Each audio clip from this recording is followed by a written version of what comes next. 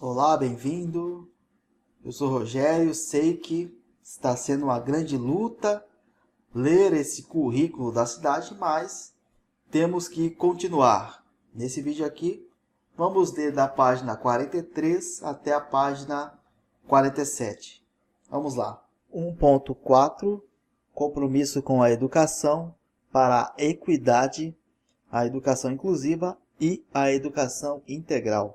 Os compromissos assumidos com a equidade, com a inclusão e com a integralidade dos sujeitos exigem que a SME indique políticas curriculares específicas para as populações que têm tido os seus direitos historicamente não atendidos. Estar atento e comprometido com esses sujeitos e os grupos sociais é atitude fundamental, que deve ser complementada com a elaboração e implementação de práticas pedagógicas nas UEs, visando romper com as discriminações, os racismos, os preconceitos e propiciar para todos variados modos de convivência. Educação para as relações étnico-raciais. A educação para as relações étnico-raciais da SME é parte integrante das políticas públicas de currículo e de formação continuada, por meio do seu núcleo de educação étnico-racial. Esse núcleo é constituído de 3 áreas de trabalho: A. História e cultura afro-brasileira e africana. B. História e cultura indígena e educação escolar indígena. E C. Educação para imigrantes e educação escolar para populações em situações de itinerância.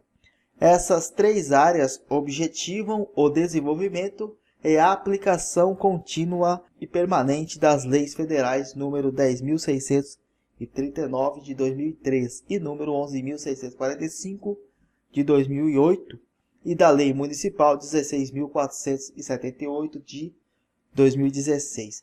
Além das legislações educacionais citadas, um importante documento oficial é o Estatuto da Igualdade Racial. Os marcos legais referenciados resultam da trajetória histórica de lutas e mobilizações sociais que, ao longo de décadas, buscou a representação de identidades socio-raciais historicamente marginalizadas. Marcos legais podem ser utilizados como ferramentas conceituais e teóricas que ajudam na desconstrução de percepções falsas sobre o outro e ajudam na construção de uma cultura de igualdade, evitando assim a folcloralização das histórias e culturas. Esse movimento culminou na alteração do artigo 26A da Lei número 9.394 de 96, que define as diretrizes e bases da educação,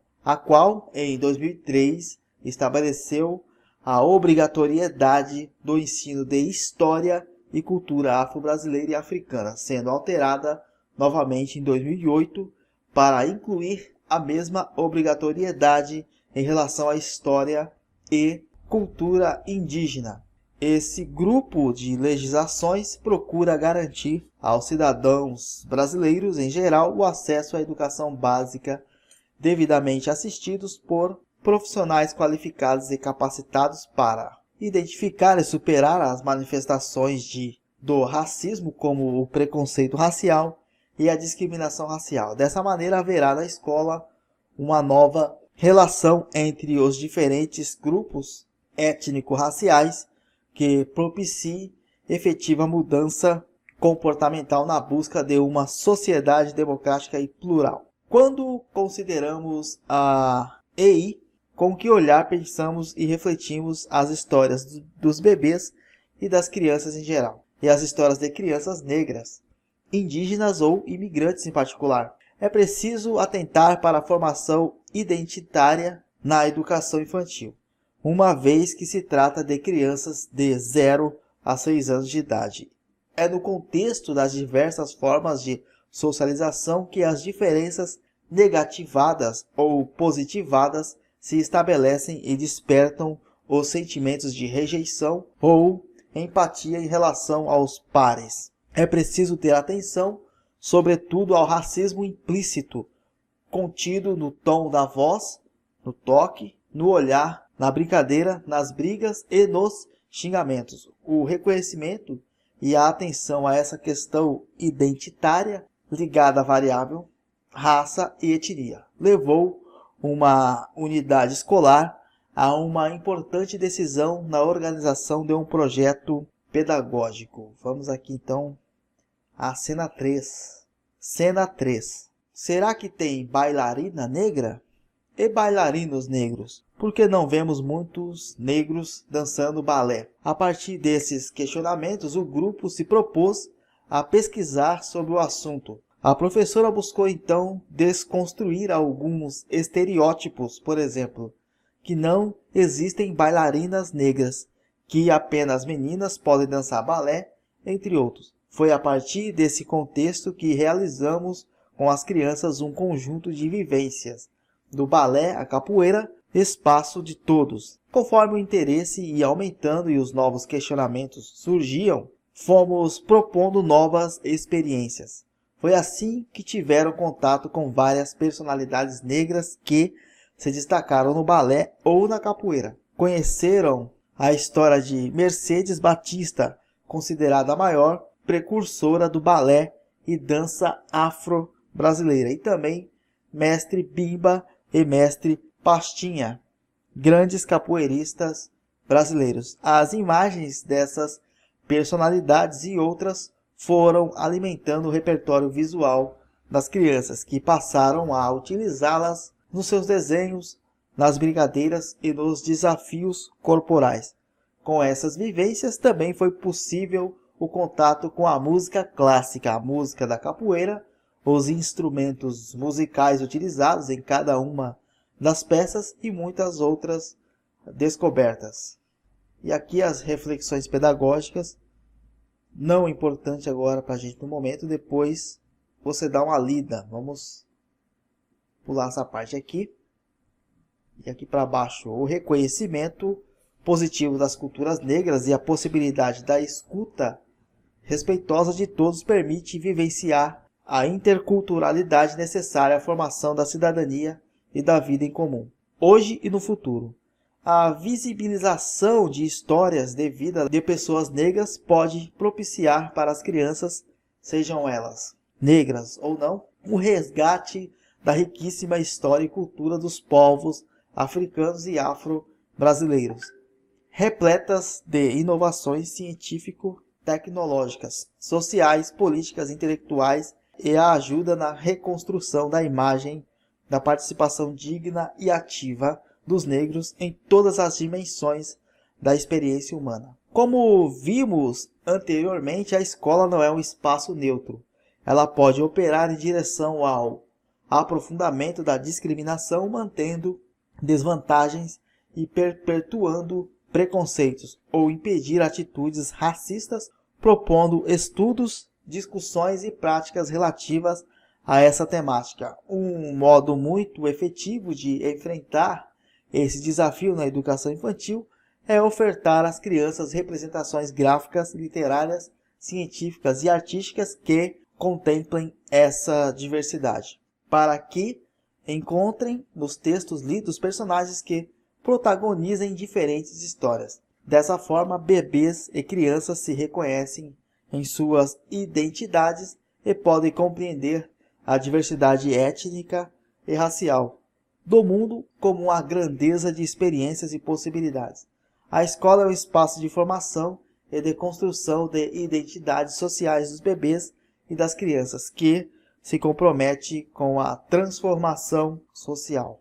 Em detrimento da conjuntura recente, salientamos a necessidade de chamar a atenção dos educadores para a urgência de se desenvolver uma educação antirracista no cotidiano escolar, para evitar que as injúrias psicológicas e emocionais do racismo continuem a vitimar bebês, crianças e jovens oriundos de todos os grupos étnicos, raciais e segmentos sociais. Se, por um lado, o racismo implícito está atrelado à subjetividade manifesta nas relações interpessoais cotidianas, o lado objetivo ou explícito do racismo está relacionado as bases estruturais de vivências que privam milhões de crianças negras, indígenas e imigrantes, entre outros, do acesso a saneamento básico, saúde e moradia digna. Com relação aos povos indígenas, assistimos nos últimos anos à expansão da escolarização desses grupos, seja nas aldeias mais distantes, seja nelas situadas nas bordas das cidades. As crianças indígenas e dos povos minoritários de todo o mundo cada vez mais frequentam escolas. O importante tem sido a defesa de que a educação escolar das populações indígenas brasileiras precisa ser feita a partir dos territórios onde está situada a aldeia, sua história, sua cultura, suas formas de organização social, de alimentação e religião. Até a década de 1980, o grande objetivo da educação indígena era a realização de uma escolarização com um modelo curricular ou metodológico de caráter homogeneizador e integracionista tradicional da escola colonialista. Desde essa época, com a Constituição Federal e na década seguinte, com a LDB, fica definida a especificidade da educação indígena.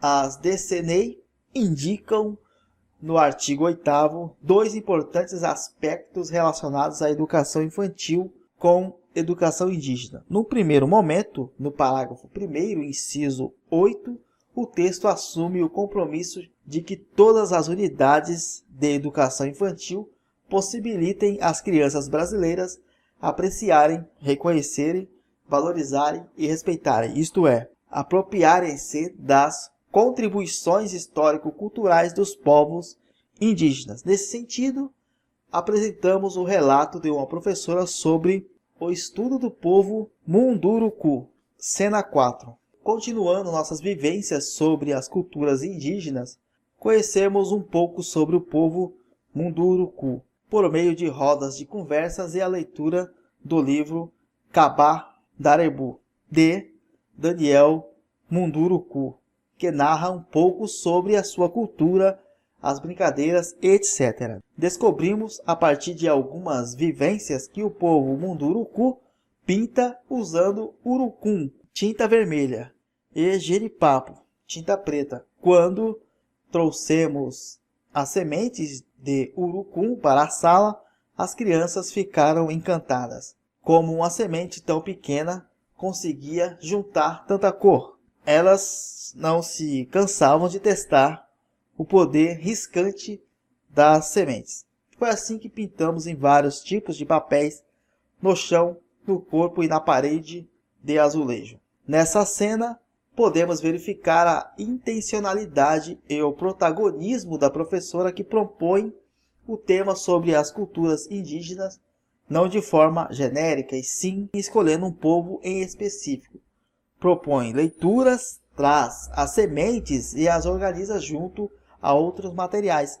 As crianças, a partir daí, explorando estes materiais, expressando-se de diversas formas, pintando os papéis, o chão, o corpo, sem que haja um modelo a ser seguido, são estimuladas à investigação, à curiosidade e ao respeito e valorização da diferença. Apesar da ausência na formação dos professores, das professoras, para a discussão dessa temática e de pouco acesso às informações sobre os povos indígenas, podemos ver que atualmente aos professores, as professoras, já possuem mais conhecimento sobre esses povos e suas culturas. Isso pode ter efeito na construção de uma relação respeitosa por esses modos de vida e na participação na luta contra a discriminação social dos povos originários do território brasileiro. Então é isto. No próximo vídeo vamos continuar lendo. Eu disse que talvez terminaríamos em 2 vídeos. Não será possível. Eu acho que talvez mais 3. Eu dei uma olhada mais para baixo. Realmente tem muito conteúdo ainda a ler e realmente impressionante. Lemos aqui 3, 4 páginas, dá 15 minutos de vídeo. Enfim, mas aos poucos vamos indo. E sim, a prova está muito perto, tá? Vamos estudando aí o máximo que puder, quase todo o conteúdo. Prometo em breve fazer um vídeo, talvez amanhã ou depois, falando um pouco sobre o que ler da parte específica. Será que tem que ler tudo? Então eu vou mostrar mais ou menos o que eu acredito que vai acontecer com a VUNESP, o que ela pode cobrar, e aí você vai ter um direcionamento à leitura aqui já na reta final, pertinho da prova, tá bom? É isso. Ative as notificações para ficar por dentro. Quando lançar vídeos importantes, você será notificada. Espero que tenha gostado. Até a próxima. Valeu!